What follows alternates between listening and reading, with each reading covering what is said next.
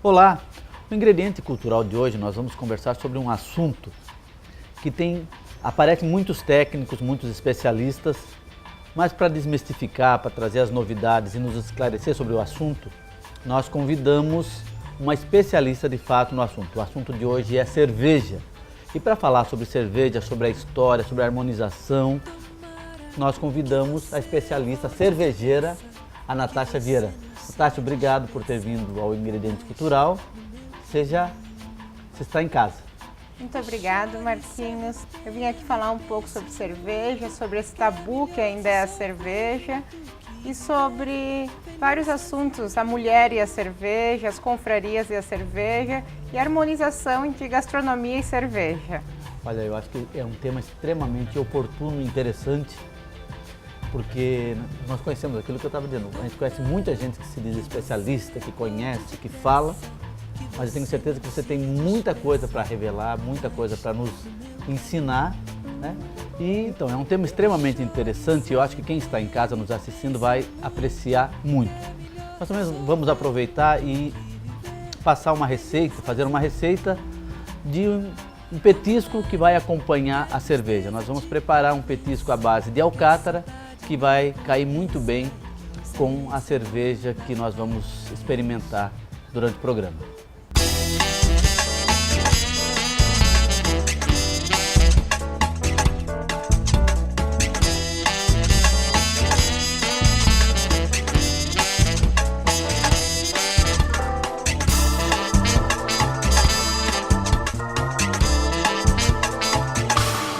O topo não é um lugar, é um estado de espírito. O topo não se atinge, se conquista. Nós acreditamos nisso como ninguém. Por isso, oferecemos sempre o que há de melhor em produtos e serviços. Não é um simples compromisso, é uma obsessão. Ninguém se mantém no topo se não for melhor a cada dia. E é assim que pretendemos continuar a superar as suas expectativas. Hoje, amanhã e sempre.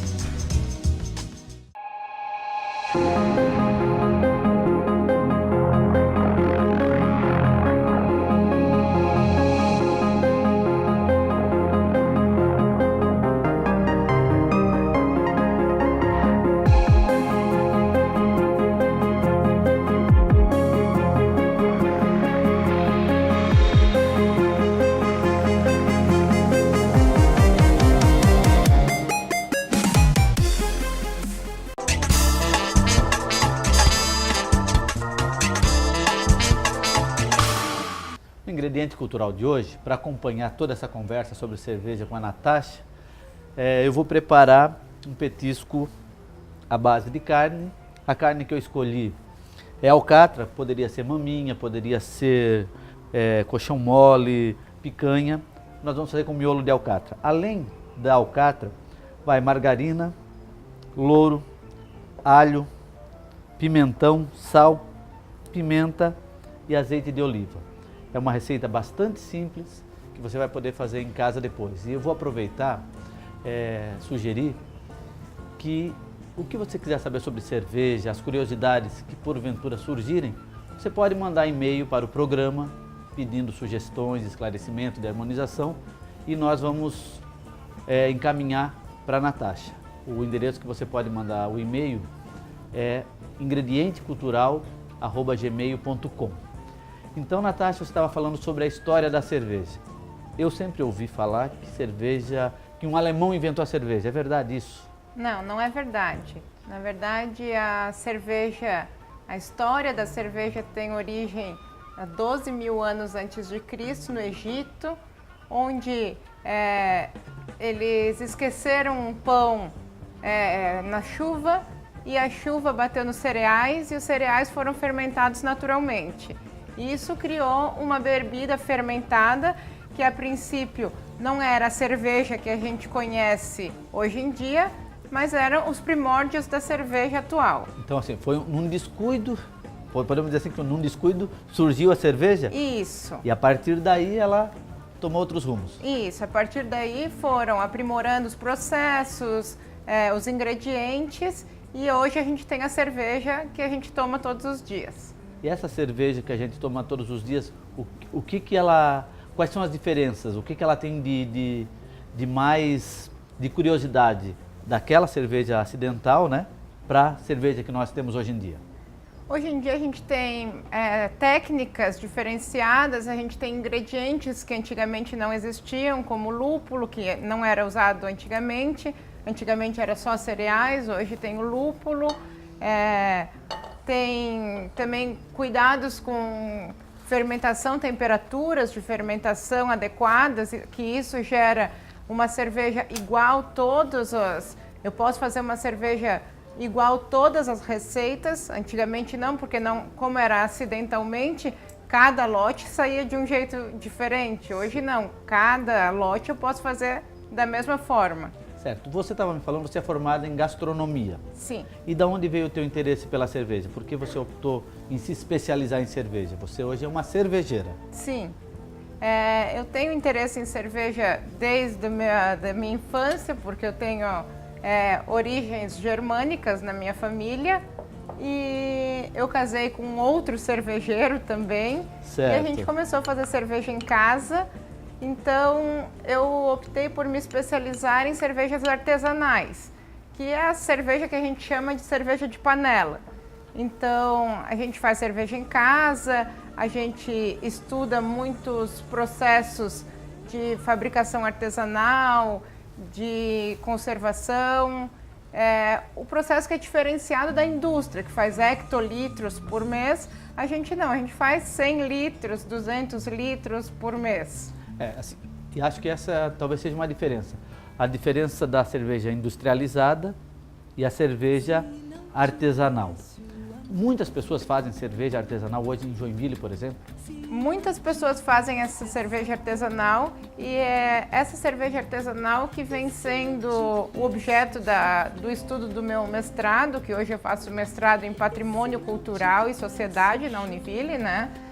E eu venho estudando esse tema porque hoje é essa cerveja artesanal que virou para mim um objeto de cultura e não só mais um líquido para beber.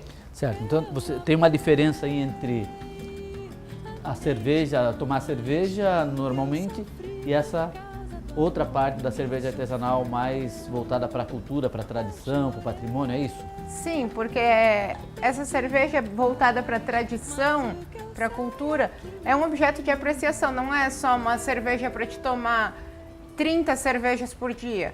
É uma cerveja diferenciada que tu vai apreciar ela tanto no olfato, no tato, no paladar. Ela tem uma temperatura diferente, cada uma tem uma temperatura de apreciação, cada ela tem um copo diferente de apreciação. Cada uma tem um produtor que tu conhece, esse produtor que tu pode discutir com o produtor que a fez. Qual o processo que você utilizou? Quais são os processos? E a gente defende muito essa ideia do produtor local, né? Consuma as coisas que são de perto da sua cidade. Certo. E é muito difícil fazer cerveja? Precisa de muito equipamento? O Marquinhos se interessou em fazer cerveja. Conversei com a Natasha, gostei, vou pegar uma receita de cerveja e vou fazer. Não é tão simples assim, ou é? A gente brinca o seguinte, que ao fazer cerveja não é difícil. Equipamentos são panelas. Panelas comuns? Panelas comuns.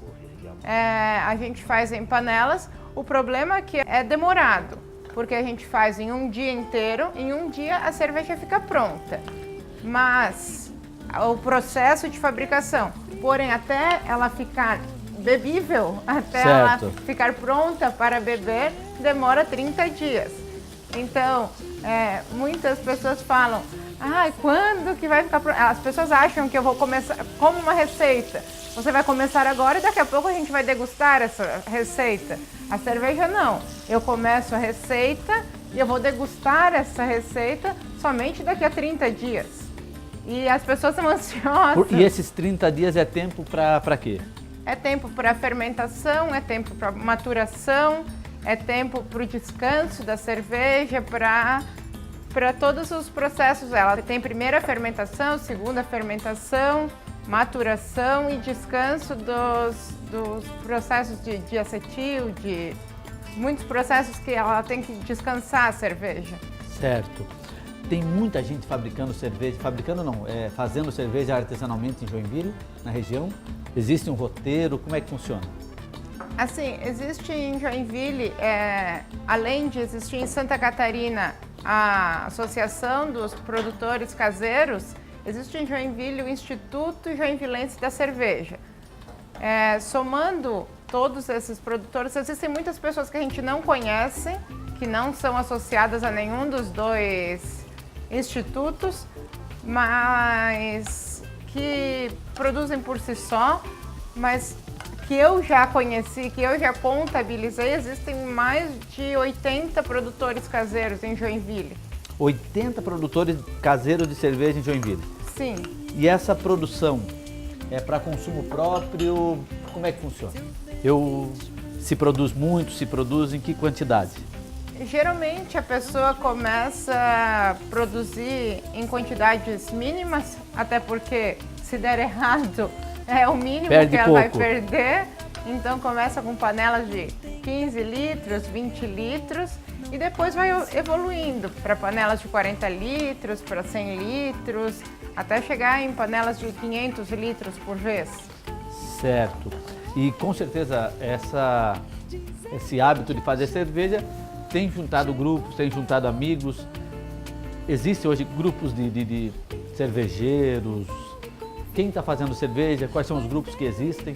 Existem confrarias, existem grupos que bebem juntos até para provar uma cerveja um do outro, para ver, a tua ficou melhor que a minha ficou melhor que a tua. Vamos todos fazer um estilo só para conferir quem está fazendo um processo melhor que o outro. Eu mesmo tenho um grupo que chama Valquírias Cervejeiras, que a gente faz cerveja só entre mulheres. Então é interessante porque geralmente, apesar de ser um procedimento que iniciou só com mulheres, porque antigamente era uma tarefa só para mulheres, exclusivamente para mulheres. Fazer cerveja era uma tarefa de mulheres? Era tarefa de mulheres. E hoje? Hoje em dia as mulheres são um pouco excluídas dessa tarefa de fazer e de beber cerveja, né? Certo. Mas antigamente era uma tarefa de mulheres. Enquanto os homens saíam para a caça, as mulheres faziam a cerveja da casa. Você estava me contando uma curiosidade, inclusive, sobre os casamentos, né? A cerveja, como é que funcionava? Era um dote? A cerveja delimitava quais seriam as melhores noivas. Então, os homens escolhiam as noivas por qual delas fazia a melhor cerveja. Porque como eram casamentos arranjados, eles viam quais as mulheres que faziam a melhor cerveja e escolhiam, eu quero essa mulher porque essa faz a melhor cerveja. Está fabricando a melhor cerveja. Então, o dote principal da noiva era fazer cerveja, porque depois do tempo foi evoluindo, as mulheres, a tarefa era bordar, Sim. Era costurar, em alguns períodos já matar galinha, preparar e teve o período da cerveja. Da cerveja. E isso hoje está voltando, então, assim, um pouco, não essa tradição, mas está falando de número de mulheres que estão fazendo cerveja. Sim. Isso é muito interessante porque, por exemplo, nós lá nos nossos grupos, todos os nossos maridos fazem cerveja também. Mas no dia que a gente faz cerveja, a gente manda os maridos saírem de casa. E a gente fala, vocês todos saem de casa porque hoje é o nosso dia de fazer cerveja. Então eles saem de casa ou eles se reúnem juntos na casa de um deles, fazem o churrasco, fazem alguma coisa e nós fazemos a cerveja. E a gente até compete, a gente brinca, a nossa ficou melhor que a de vocês, a nossa tá mais carbonatada que a de vocês. Então virou um processo de socialização cultural. Sim. E em que quantidade vocês fazem e em que quantidade vocês bebem cerveja? Os grupos? A gente tem uma tradição de beber cerveja, a gente bebe cerveja quase que diariamente, mas a gente tem um slogan, que é beba menos, beba melhor. Porque a gente não sai para se embebedar, a gente sai para degustar, então a gente divide, a gente sai para comprar cervejas até de um valor um pouco mais caro, porque são cervejas importadas, são cervejas trapistas, são cervejas feitas por monges na Bélgica. Então a gente faz o seguinte, já que eu não posso adquirir uma cerveja dessa sozinha, vamos sair numa confraria, adquirir uma dessa e beber um copo cada um. Esse é o objetivo de uma confraria. A cerveja, Joinville Cerveja, tem algo que une? Tem uma história muito tradicional em Joinville que eu estou tentando resgatar também com essa minha dissertação de mestrado, que remete aos anos de 1852, quando chegou a segunda barca dos imigrantes, que predominavam os imigrantes suíços, e chegou a família Schmaltz em Joinville. E eles criaram a primeira cervejaria do Brasil registrada. Primeira cervejaria do Brasil? Com fins comerciais. Existiam já cervejarias com fins de consumo próprio, mas a primeira cervejaria com fins comerciais no Brasil foi em Joinville. Foi em Joinville. Até hoje, a cervejaria Boêmia, que ainda está em atividade, tem no rótulo primeira cervejaria do Brasil desde 1853, mas a cervejaria da família Schmaltz é registrada em 1852 e ela funcionava em Joinville. Hoje onde é hoje, na Visconde de Taunay. Funcionou a primeira cervejaria. E por que a primeira cervejaria foi nessa região? Porque ali corria um rio com águas cristalinas. Essa família já era cervejeira na Suíça. O Gabriel Albert Schmaltz, ele era cervejeiro na Suíça. Ele trouxe todo o equipamento dentro do navio. Porém, ele chegou aqui em Joinville e não tinha matéria-prima. Não tinha a cevada para fazer, não tinha cevada, não tinha malte. A única coisa que ele encontrou em Joinville para fazer cerveja, o único grão que ele encontrou em Joinville para fazer cerveja foi o milho. Então ele chamou a cervejaria dele de Mais Bier, que é cerveja de milho. Cerveja de milho. Deixa eu falar em cerveja, no nosso prato, né? Nosso petisco tem carne, pimentão, louro, alho, um pouco de margarina, azeite de oliva, sal, pimenta e agora eu vou acrescentar um pouco de cerveja, tá? Nada mais justo para esse nosso papo, para essa nossa conversa, com cerveja, que regar o prato com cerveja. Então, e essa cervejaria Mais Bier, cerveja de milho, ela produziu bastante. Até quando que ela sobreviveu em Joinville? O seu Gabriel Albert Schmaltz, ele morreu muito jovem. Ele morreu com 40 anos, 40 e pouquinhos anos.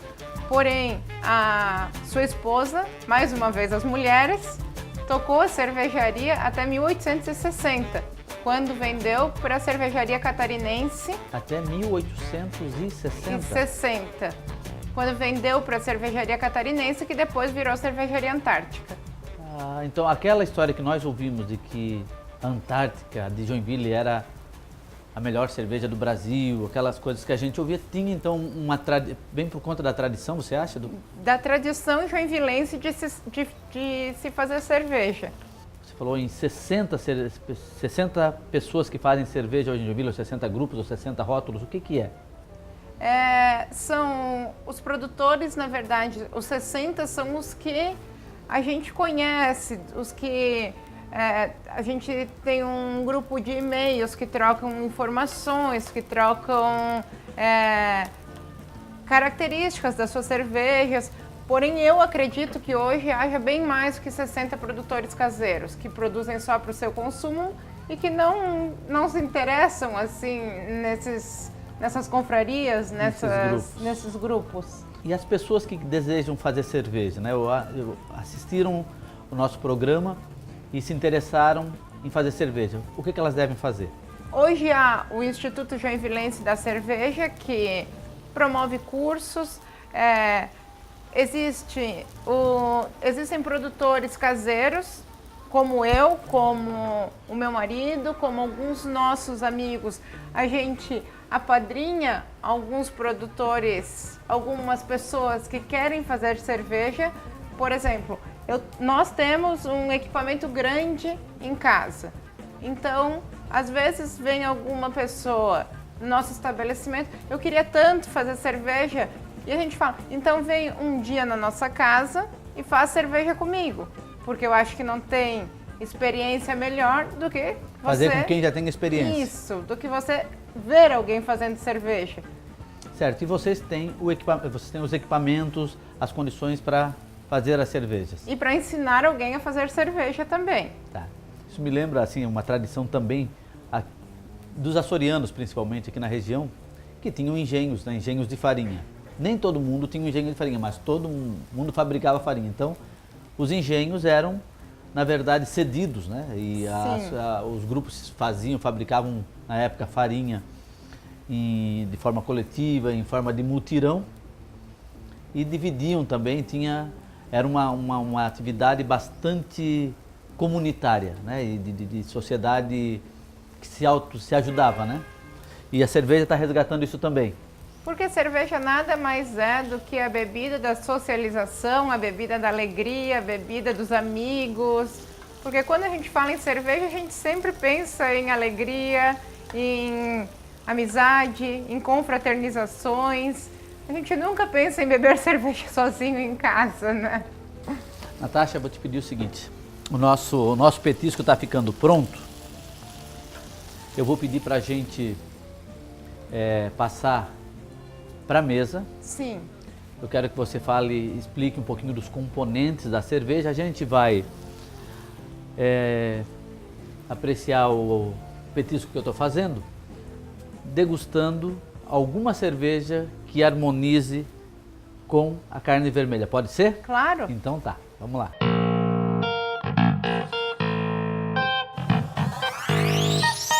Bem-vindo a mais um Minuto Santa Cultura.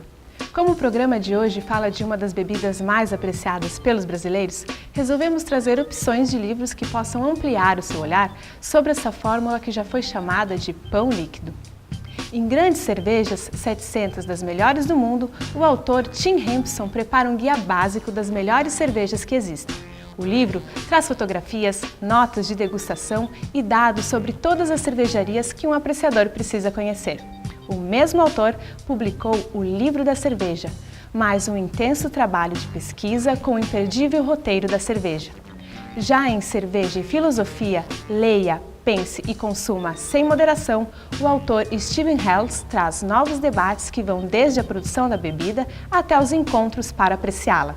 Ficam as dicas. Por hoje é só e até a próxima!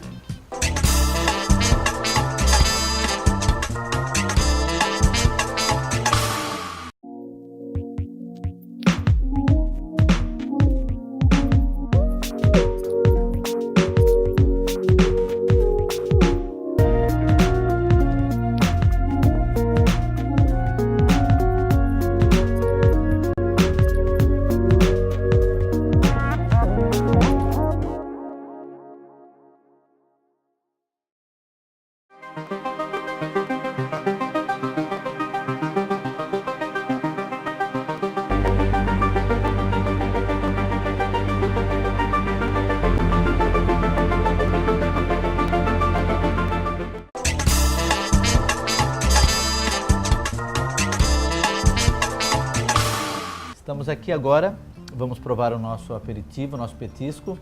E você escolheu uma cerveja para harmonizar com o prato. O que é?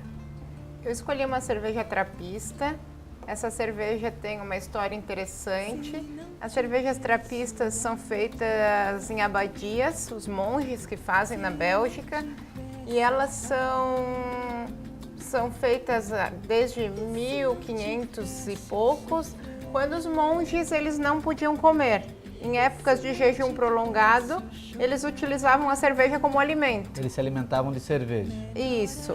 Eu escolhi essa cerveja porque o prato tem sabores fortes, como o pimentão, como a carne vermelha, que também tem sabor forte, e a cerveja é muito maltada e o sabor do malte, ele contrapõe esses sabores fortes, ácidos e um pouco mais picantes do pimentão. Então, esse sabor do malte um pouco mais adocicado contrapõe esses sabores do prato. Ótimo, então nós vamos experimentar. Eu vou te servir, dá licença. Muito obrigada. E vou pedir para você, dá licença, por favor, para você servir a nossa cerveja. E também, eu estou vendo que você preparou aqui alguns ingredientes que vão na cerveja. Eu queria que você falasse deles, um pouquinho da história deles, de que forma eles são utilizados, de onde eles vêm. Essa cerveja belga, ela é servida nesse copo chamado Globet, é um copo belga.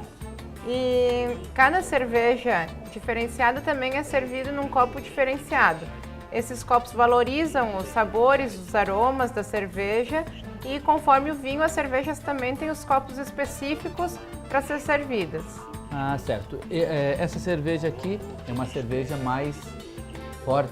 Mais encorpada. Mais encorpada. Isso. E esse copo, o porquê que essa cerveja, assim, ela fica melhor nesse copo? Porque ele é um copo bojudo embaixo e na boca do copo ele afina, então ele prende os sabores, os aromas da cerveja dentro do copo. Então tu só vai sentir os aromas na hora que você tomar a cerveja. Vamos sentir os aromas? Vamos lá? Então, saúde. Saúde.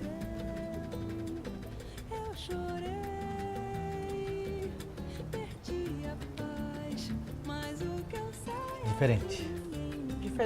Muito boa. Nós estamos vendo aqui que nós temos alguns grãos aqui. O que são? Alguns ingredientes de fabricação de cerveja.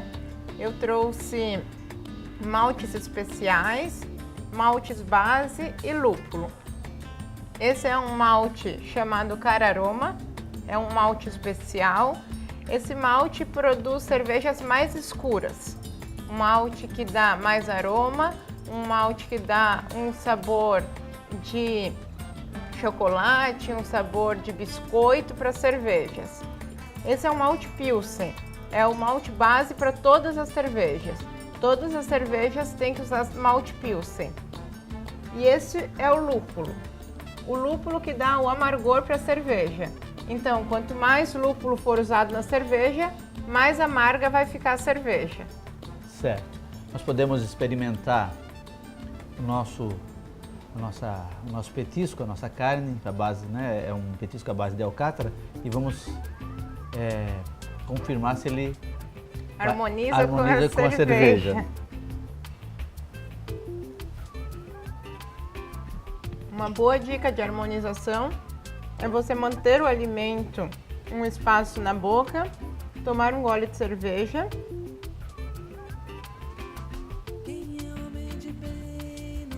e depois terminar de engolir o alimento, para ver se eles não brigam dentro da sua boca. Se eles harmonizam mesmo. Sim.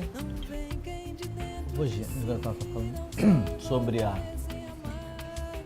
vontade de fazer um curso de cerveja, ou aqueles que têm interesse em fazer um curso de cerveja, procurem escolas, cursos, ou as confrarias, os grupos que se reúnem. Sim. Né? E onde a gente encontra essas cervejas? Essas cervejas especiais, atualmente há uma tendência de abrir muitas casas de cervejas especiais em Joinville. E isso é uma grande satisfação para os cervejeiros, né? Na rua Max Colim abriu Mais Beer, Brew Pub. Existe o Empório Dublin, existe o Renascença Cervejeira na rua Marquês de Olinda. E todos trabalhando nessa linha, com cervejas artesanais principalmente. Sim. Cultivando e cultuando a cultura da cerveja. E cada vez mais e mais pessoas aderindo a essa tendência. É uma tendência. Uma tendência é dar mais valor ao local. Certo. A tudo que vem de perto de Joinville. E que se produz aqui. Aqui. Então, Natasha, eu queria mais uma vez agradecer pelo fato de você ter vindo aqui, dado essa aula de cerveja. Eu acho que deve ter muitas coisas, ainda muitas curiosidades a descobrir. As pessoas também podem procurar os grupos, as confrarias, mas a tua vinda aqui desmistificou muita coisa e, de fato, aquilo que você falou no começo, separar beber cerveja com apreciar, com degustar, é isso mesmo, cada vez mais, menos e com mais qualidade. Se Deus quiser. Tá bom? Então, mais um brinde ao nosso ingrediente cultural, às cervejas artesanais e que você possa outras vezes vir aqui conversar com a gente. Beber menos e beber melhor. Beber menos e beber melhor, é isso aí. O dinheiro de